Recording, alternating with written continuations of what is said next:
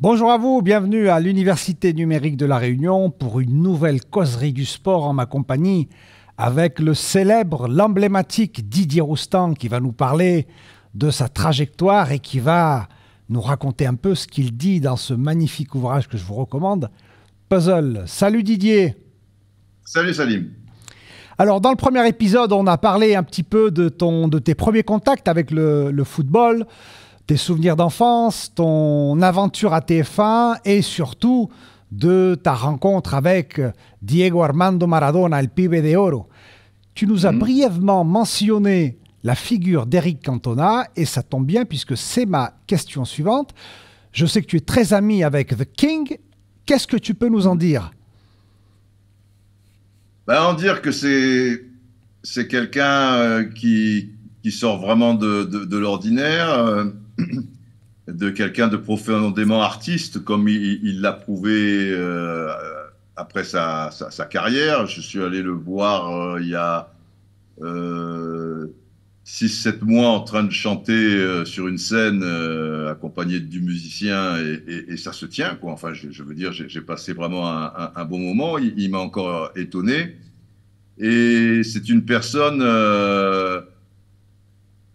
oui, alors après, faut suivre parce qu'il a un caractère bien particulier. Il est hypersensible, mais c'est quelqu'un, ouais, quelqu'un de riche et c'est un privilège de l'avoir côtoyé tant de fois. C'est une belle personne, quoi. Mais après, comme je dis aussi, faut suivre, quoi. C'est comme Maradona. Et à Maradona, j'ai adoré Diego et c'est quelqu'un d'exceptionnel. Mais des fois, il m'a rendu chèvre aussi parce qu'ils n'ont pas toujours une notion de. Bon, Eric peut être plus terre à terre que Maradona, heureusement.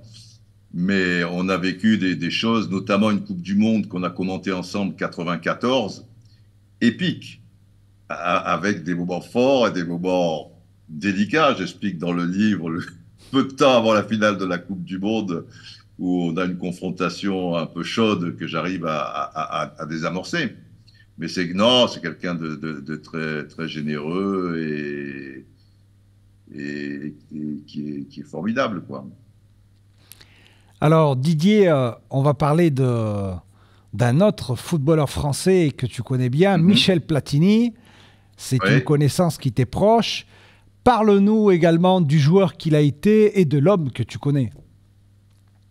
Mais Platini, les jeunes ne peuvent pas se rendre compte. Ça a été le tournant du football français. Et si tu gagnes la Coupe du Monde 98 et si le football français est reconnu maintenant et qu'il a tant de succès, pas au niveau des clubs, malheureusement, mais au niveau de beaucoup de joueurs qui sont dans des clubs illustres, tout ça, ils doivent beaucoup à Michel Platini. Et il n'y aurait pas pu avoir de victoire en Coupe du Monde 98 sans cette génération Platini entre 76 et 86, sans ces 10 années avec le succès de l'Euro 84, les demi-finales épiques de 82, un peu moins épiques de 86, mais il y a eu le fameux quart de finale contre le Brésil. Il faut bien comprendre que à cette époque, quand Platini arrive sur la scène nationale et dans la foulée internationale, le football français ne représente rien dans le monde et on passe son temps à être battu même par des équipes moyennes. On ne participe pas à des phases finales de Coupe du Monde parce qu'à l'époque, il n'y avait que 16 qualifiés en Coupe du Monde. Mhm. Aujourd'hui, il y en a 32 et demain, il y en aura 48. Donc, tu te qualifies toujours, tu vois. Il faut vraiment un accident de temps en temps. Bon, l'Italie n'y est pas allée, les Pays-Bas n'y sont pas allés. Mais il y a 80% de chances que tu t'y retrouves. À l'époque, il y avait sur les 16, il devait y avoir 9 pays européens. 9 pays européens, surtout que les pays de l'Est étaient redoutables. tout ça s'est écroulé. La Bulgarie, la Roumanie, l'ex-Yougoslavie, tu vois, la Yougoslavie, maintenant, c'est 6 pays. Alors évidemment, c'est comme si tu découpes la France en 6 pays, tu seras moins performant, ou peut-être même 7 pays. L'URSS, c'est devenu aux alentours de 16 républiques. Avant, tu jouais contre l'URSS, et l'URSS était toujours là, et l'URSS était championne d'Europe, était ceci, cela.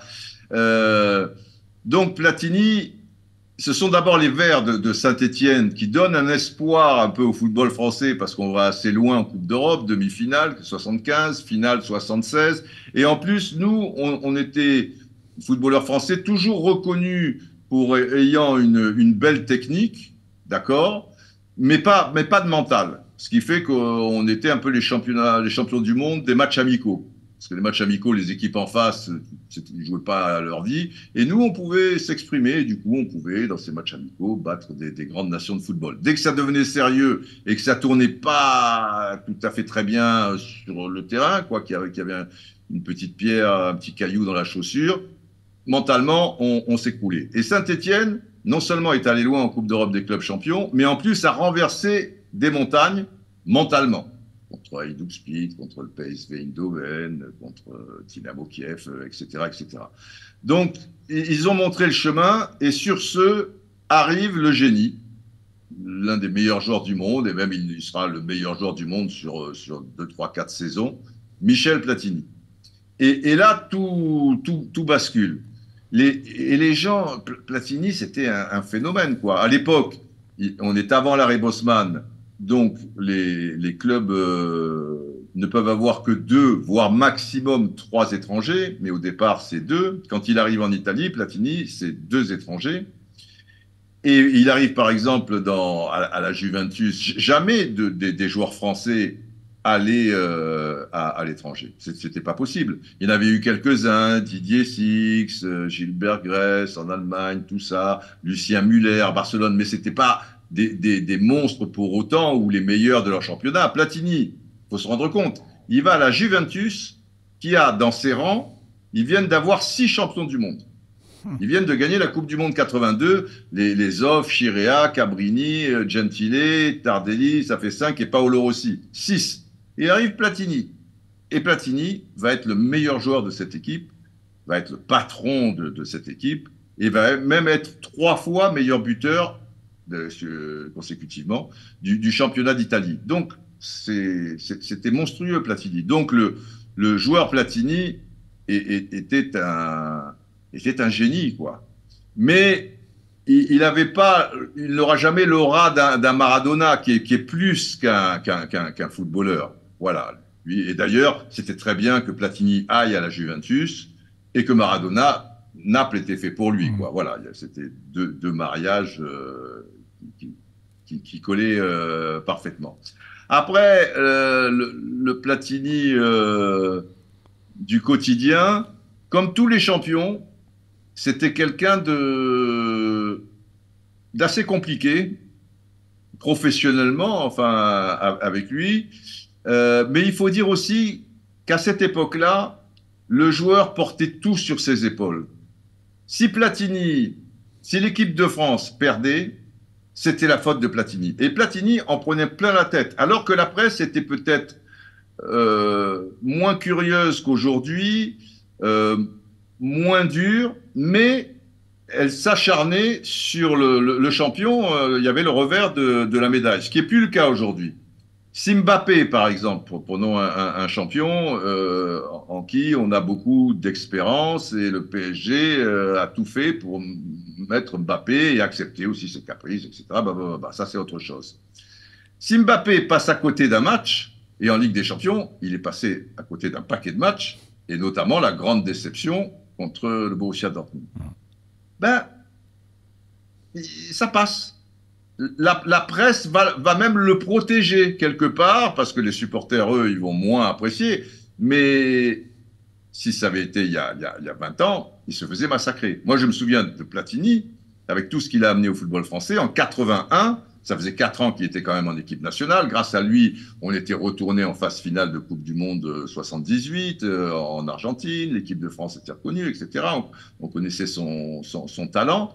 Il a été sifflé au Parc des Princes dans un match dont tout le monde se foutait, qui était un match d'avant-saison en août 81 contre Stuttgart. Et Stuttgart a gagné 3-1, aucune importance, mais pour les gens, il fallait un bouc émissaire. L'équipe de France se fait battre, et Platini, chaque fois qu'il avait le ballon, était sifflé, et du coup, même, il a demandé à sortir. Aujourd'hui, et c'est pas plus mal, ça n'est plus comme ça. Mais il était compliqué. S'il était critiqué ou que l'équipe était critiquée, il ronchonnait.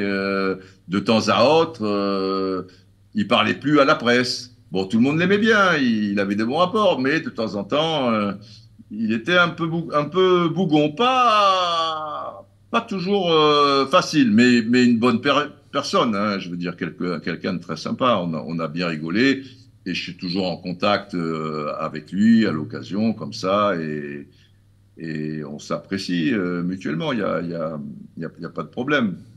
C'est vraiment dommage qu'il soit fait piéger. Il a été un peu naïf ou un peu tendre ou peut-être un peu pressé à avoir cette place de la FIFA. Bon, ils l'ont fait tomber et pour le football, en tout cas, ça n'a pas été une bonne nouvelle et pour lui encore moins. Alors Didier, on sait que tu as un faible pour les joueurs rebelles. On a évoqué les figures de Maradona et de Cantona. Est-ce que tu pourrais nous parler de Socrate, le joueur brésilien, et de sa célèbre démocratie corinthiane? Ah, Socrates. Alors Socrates, je l'ai connu de manière intime au moment du syndicat, parce que je connaissais bien son frère Rai à Paris, et il a établi le contact.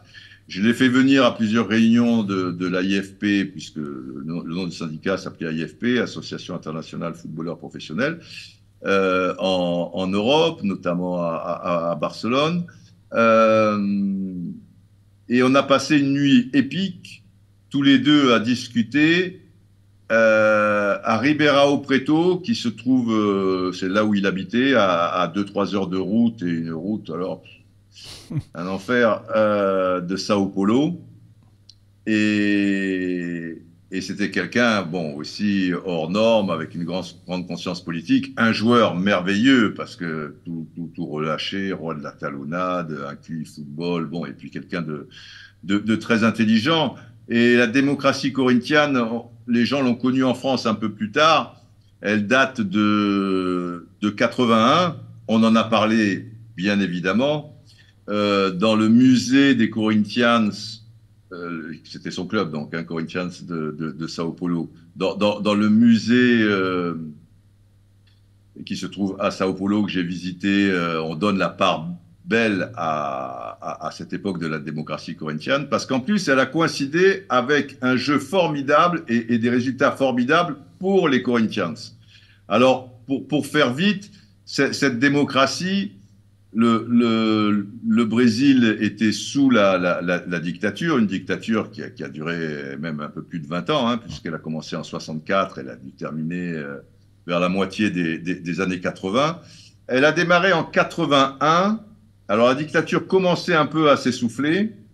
Il est arrivé directeur sportif, un dénommé Valdés, qui était très, très progressiste et qui avait lutté déjà un petit peu contre la dictature à sa manière. Et il a été un peu le déclic. Il a trouvé en certains footballeurs, dont Socrates en particulier, Casagrande, Vladimir, et aussi le Zemaria,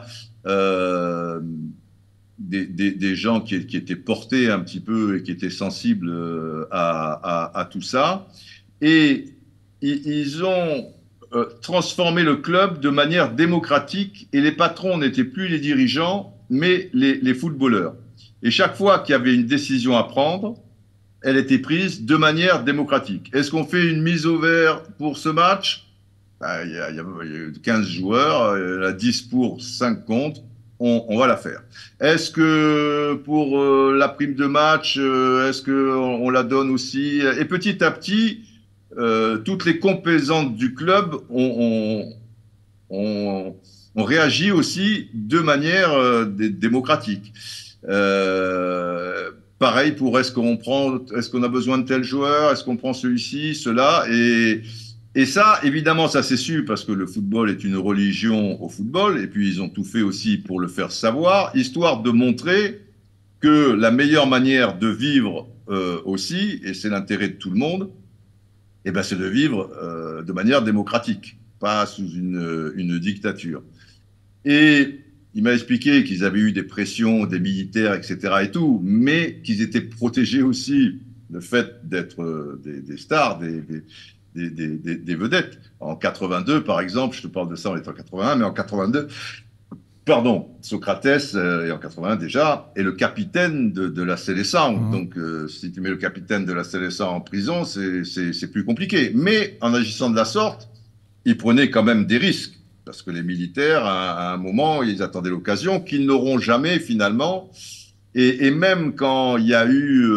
alors, c'était même des actions qui allaient plus loin. À un moment, pour élire le sénateur, ou je ne sais plus trop quoi, de Sao Paulo, ça doit être en, je sais pas, 82 ou quelque chose comme ça. Là, ça se faisait... On commençait à revoter de manière démocratique. Eh bien, eux venaient sur la pelouse avec un grand bandeau, etc., porté par les joueurs. N'oubliez pas de voter telle date, et même dans le dos du maillot, il y avait marqué voter, enfin, etc., et tout. Ils sensibilisaient un peu.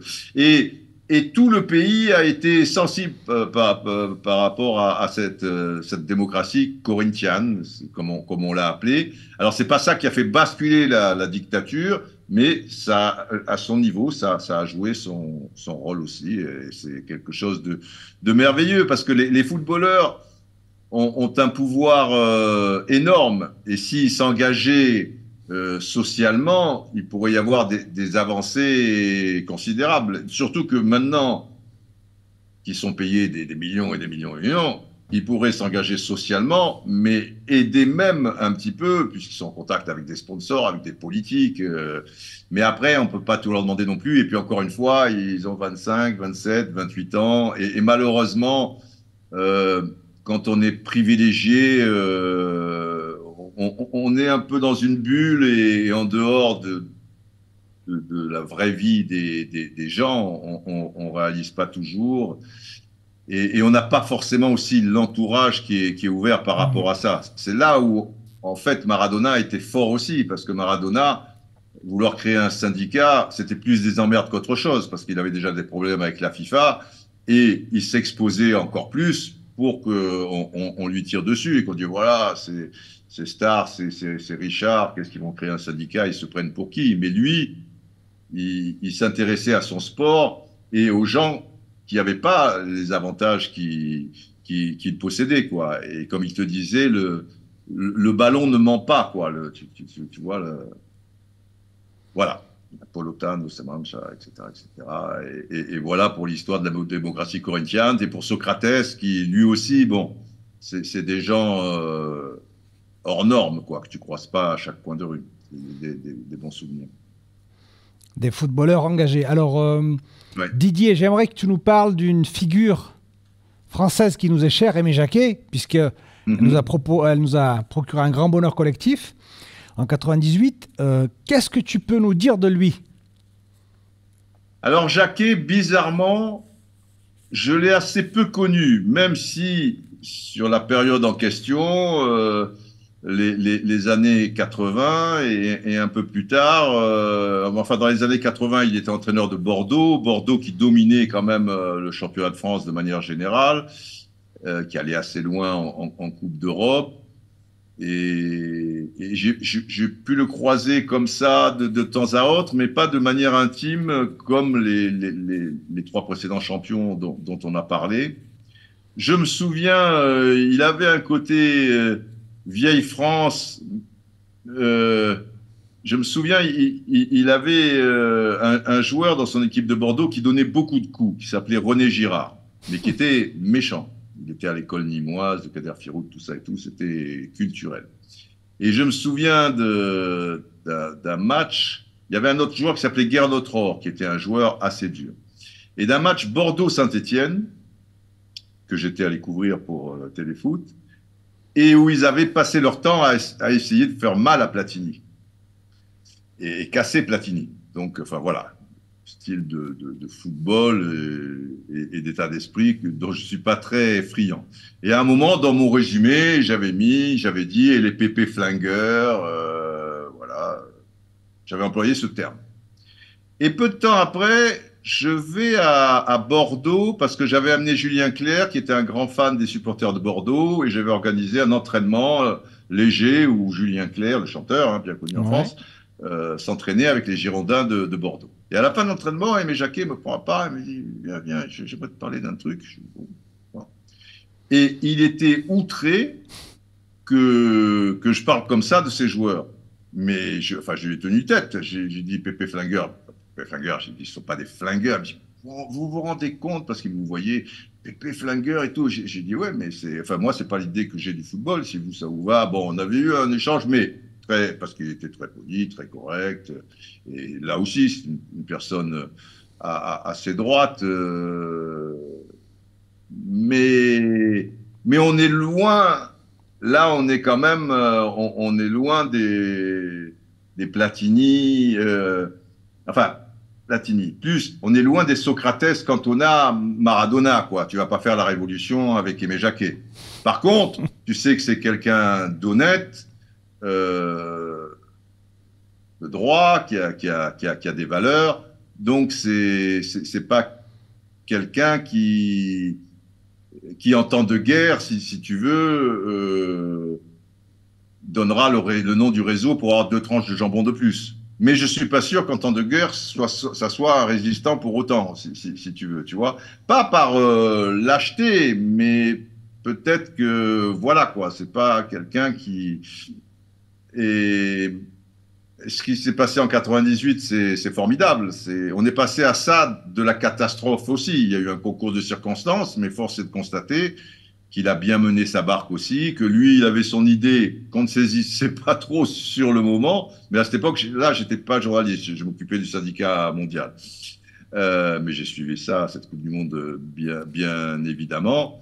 Et tant mieux pour lui et pour le football français. Mais je ne peux pas t'en dire plus parce que je le connais. Je le connais par des copains qui eux, évidemment, sont plus intimes avec lui. Mais voilà, je ne peux pas trop en dire plus. Oui, tu l'as pas connu directement comme tu as Non, connu Platini, non, Cantona ou Maradona. exactement. Didier, question simple, quel est ton plus grand souvenir de football? La question simple, mais compliquée, parce qu'il y a tellement de souvenirs, tellement de matchs, de voyages, d'émotions. Euh, on me pose de temps en temps cette question et là, ça n'a pas évolué. J'en vois pas. En y réfléchissant bien, mon plus grand souvenir est peut-être le jour avec les minimes de la SCAN, on a battu la Juventus de Turin au tournoi d'Aix au tir au but. Tu vois?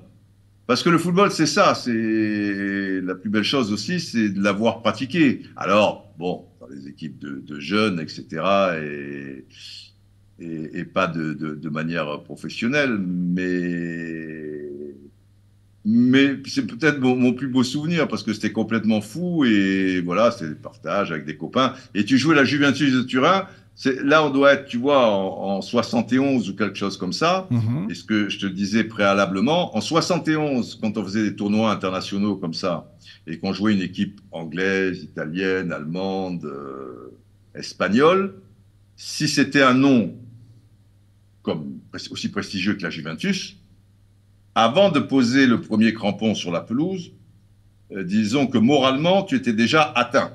Tu les voyais déjà, ils étaient plus costauds, plus trucs, le système pileux, tu sais, les Italiens, on avait 12-13 ans, mais ils avaient peut-être déjà des roues flaquettes, enfin, tu vois, bon, bref, le truc, mon Dieu, on va s'en prendre combien.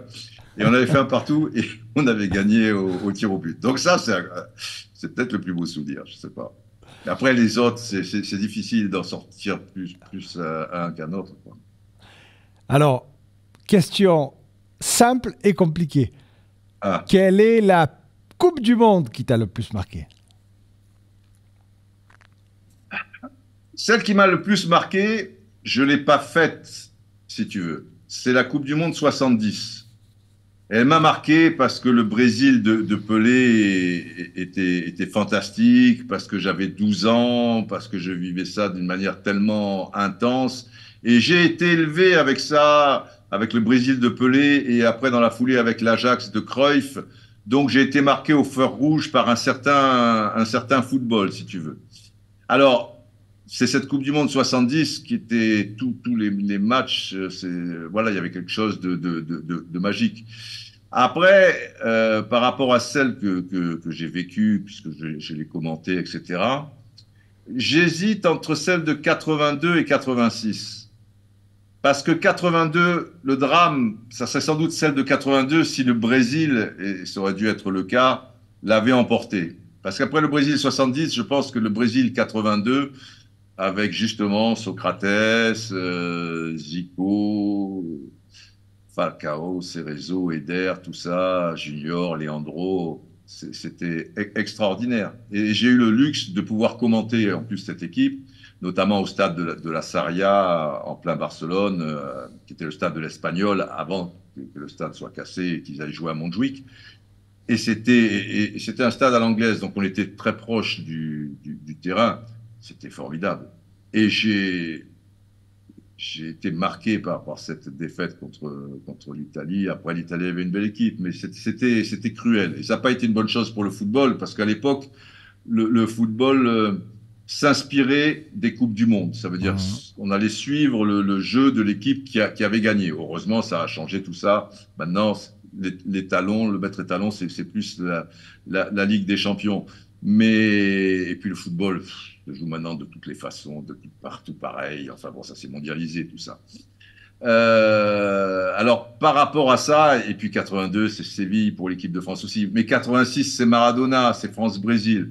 J'hésite entre 82 et 86. Aujourd'hui, je vais te dire 82. Demain, je te dirai 86. Après-demain, 82. Tu vois, ça dépend de l'humeur du moment. Mais enfin, c'est une de ces deux-là. Alors Didier, t'ouvres la voie à la question suivante. Tu es un amoureux Mm. du football créatif et notamment Ouais. du numéro 10 Mm. qui a quasiment disparu dans le football d'aujourd'hui. Ouais.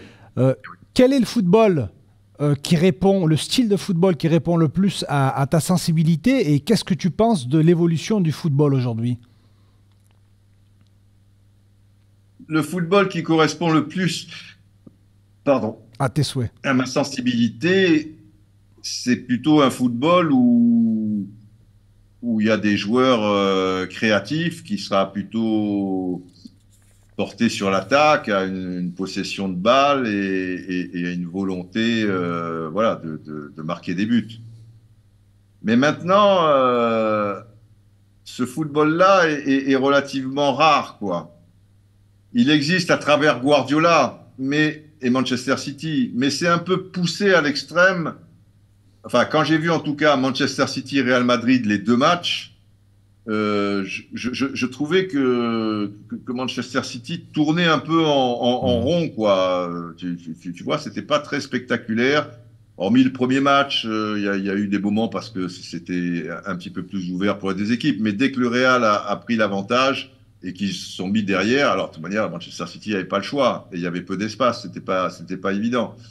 Je pense plus évidemment vers ce football, mais c'est le physique, si tu veux, ayant désormais pris trop d'importance par rapport à la technique, ou mettant en sommeil un peu la technique et ce besoin de vitesse, fait que je prends moins de plaisir aujourd'hui quand je vois un match de football. Euh, Peu de temps derrière nous, il y a eu cette victoire formidable au quai de l'Atalanta Bergame sur Leverkusen. Mais le match n'était pas désagréable en soi, même si on sentait en deuxième mi-temps que les Leverkusen ne pouvaient pas s'en sortir. Mais ce qui aura fait la différence pour moi, c'est que l'Atalanta aura écrasé physiquement les Leverkusen. C'est pas sur la technique de certains joueurs, même s'il y en a un qui s'est distingué, qui a marqué 3 buts, mais ça aurait pu être un autre. Il y a le football est beaucoup moins épique qu'à une certaine période parce que dès qu'on a le ballon, il faut le donner, il faut aller vite, il faut, voilà, et encore une fois, maintenant, un joueur technique, comme les joueurs ont le haut du corps très très costaud, quoi, tu vois, donc avec le bras, il te tient là, c'est difficile pour qu'il puisse exprimer son art, si tu veux, comme autrefois, quoi. Donc, je ne veux pas jouer les passéistes ou les nostalgiques, mais force est de constater que le football est plus spectaculaire dans le sens où il est plus ouvert. Alors ça, on peut estimer que c'est une bonne chose.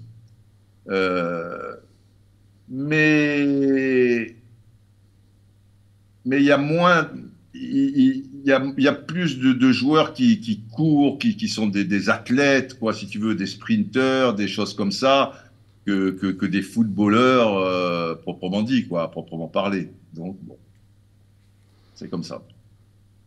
On se régale avec Didier Roustan, auteur de Puzzle. À très vite pour un nouvel épisode.